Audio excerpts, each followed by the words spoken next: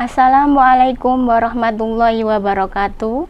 Berjumpa lagi dalam acara podcast Bu Dosen, podcast bedah buku ajar dosen, yang mana pada episode kali ini kita akan membahas mengenai buku ajar, yaitu manajemen perubahan. Di depan saya sudah ada Ibu Lili Indayani, seorang dosen yang cantik sekali. Sebelumnya beliau ini adalah juga mantan kepala perpustakaan pada tahun berapa Bu ya? 2010 nggih ya? Dua periode pokoknya. Oh 2000. Nggih, Dua periode. Berakhir 2015. Oh ya. Yang sejak awal saya masuk sampai sekarang tetap awet cantiknya. Assalamualaikum Bu Lili. Waalaikumsalam Mbak Anita. Ya, bagaimana kabarnya Bu hari ini? Alhamdulillah baik sekali, sehat. Alhamdulillah. Baiklah, pada episode kali ini kita akan membahas mengenai manajemen perubahan. Oh iya Bu Lili, bisakah dijelaskan secara singkat manajemen perubahan ini bukunya berisi mengenai apa? Ya, baik, terima kasih Mbak Anita. Ya. Jadi buku manajemen perubahan ini memang berisi tentang materi-materi atau teori-teori yang memang nantinya untuk pembaca biar mengerti tentang, misalnya tentang bagaimana manajemen itu sendiri, bagaimana manajemen perubahan, bagaimana perubahan-perubahan yang lain, misalnya tentang perubahan administrasi, perubahan birokrasi, tentang kepemimpinan, komunikasi, yang jelas tentang suatu organisasi. Oh gitu. Jadi manajemen perubahan ini seperti istilahnya seperti memanage ke sebuah keadaan yang lebih baik, begitu Bu ya? Iya. Bisa jadi seperti itu. Betul Mbak Anita. Jadi kan perkembangan organisasi itu kan begitu cepat ya. Apalagi dengan yang model online itu ya, baik barang maupun jasa, itu perkembangannya luar biasa, sehingga suatu organisasi itu tidak boleh berhenti sampai di situ. Bagaimana dia melakukan satu perubahan untuk bagaimana bisa menyaingi produk sejenis, organisasi sejenis, itu Mbak Anita. Oh iya. Lalu buku ajar manajemen perubahan ini ditujukan untuk siapa Bu? Misal untuk semester 3 kah atau semester 5 seperti itu?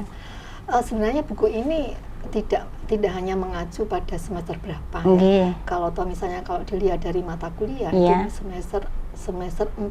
Oh, semester 4. Tapi sebenarnya buku ini sudah seharusnya dibaca oleh semua mahasiswa, karena kan mahasiswa nantinya ya pasti akan terjun ke dunia kerja ya, apakah kerja di tempat sendiri atau kerja di tempat orang lain, itu pastinya membutuhkan buku ini Mbak Anita. Oh gitu. Iya, memang sekilas dari yang saya lihat-lihat itu ya, memang saya lihat itu di buku ajar ini tuh isinya itu lengkap.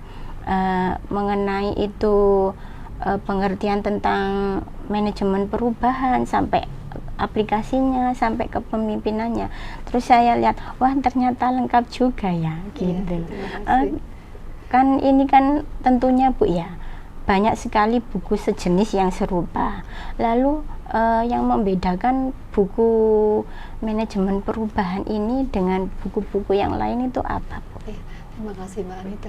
Jadi pembedanya itu sebenarnya hampir sama, cuman buku yang saya tulis ini lebih ringkas. Oh, lebih ringkas. Lebih ringkas, memang ada catatan tersendiri. Jadi mahasiswa atau pembaca yang lain yang membaca buku ini itu terlebih dahulu dia harus mengerti tentang manajemen sumber daya manusia dan mengerti tentang bagaimana manajemen itu sendiri. Nah, kalau itu sudah memahami, pada saat dia membaca buku manajemen perubahan ini itu lebih enak gitu, lebih masuk, lebih gampang untuk memahami gitu. Oh iya. Lalu dari sekian banyak bab-bab yang dijelaskan dalam buku itu Bu ya, menurut Bu Lili sendiri sebagai penulis, hal penting apa sih yang perlu diketahui oleh pembaca, entah itu untuk mahasiswa atau entah itu untuk praktisi-praktisi di luar sana yang membaca ini yang barangkali berguna bagi pembaca tersebut.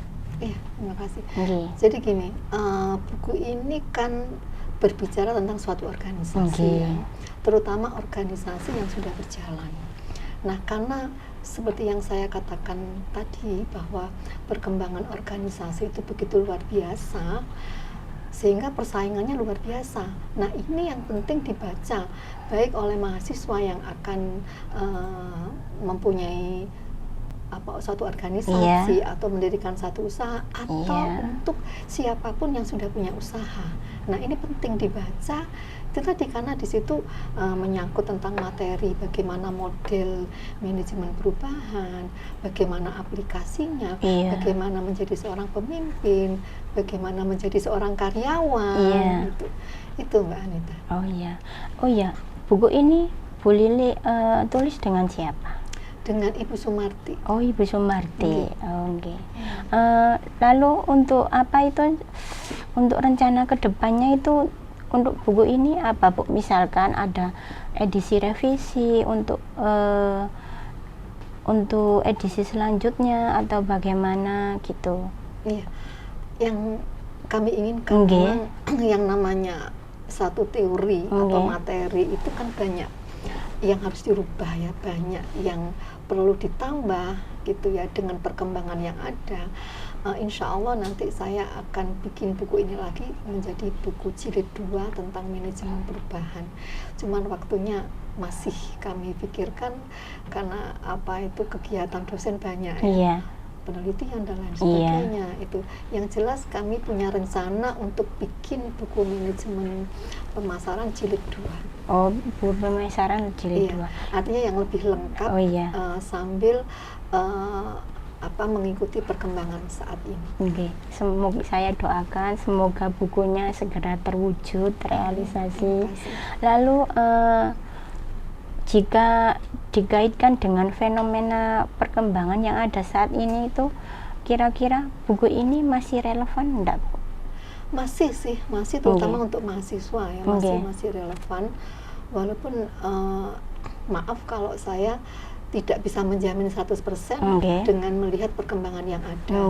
Makanya kami ada rencana untuk bikin buku jilid 2 itu karena mengantisipasi apakah nanti buku ini masih relevan. Tapi untuk 1-2 tahun ke depan itu masih relevan. Karena kami membuat buku ini saya melihat dari jurnal dan lain sebagainya itu ya. Jadi kami sudah mengantisipasi buku ini sampai kapan. Insya Allah sampai 2 tahun ke depan masih lah. Alhamdulillah. Terima kasih Bu Lili untuk bincang-bincangnya kali ini. Mungkin ada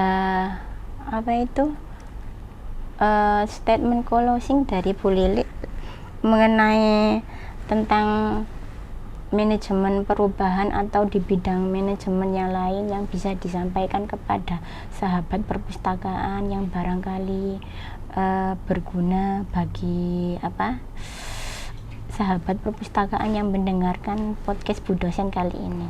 Iya. Jadi saya mungkin sama Bu Ati juga ya berharap perpustakaan selalu update tentang buku-buku yang berhubungan dengan manajemen baik itu manajemen yang lain atau manajemen perubahan, karena buku-buku yang baru itu luar biasa, masih banyak pengarang-pengarang yang menciptakan buku, walaupun buku secara online yang banyak ya, tapi tetap secara fisik itu masih ada. Jadi yang saya harapkan perpustakaan Umsida selalu update buku-buku baru, terutama yang berhubungan dengan manajemen, karena saya memang ngajar di manajemen. Itu aja, Mbak. Terima kasih Bu atas dukungannya kepada perpustakaan Umsida. Terima kasih juga untuk kehadiran dan kesediaan waktunya sebagai narasumber dalam podcast Bu Dosen kali ini. Sekian acara podcast Bu Dosen kali ini. Sampai jumpa di acara podcast Bu Dosen selanjutnya. Assalamualaikum warahmatullahi wabarakatuh. Waalaikumsalam warahmatullahi wabarakatuh.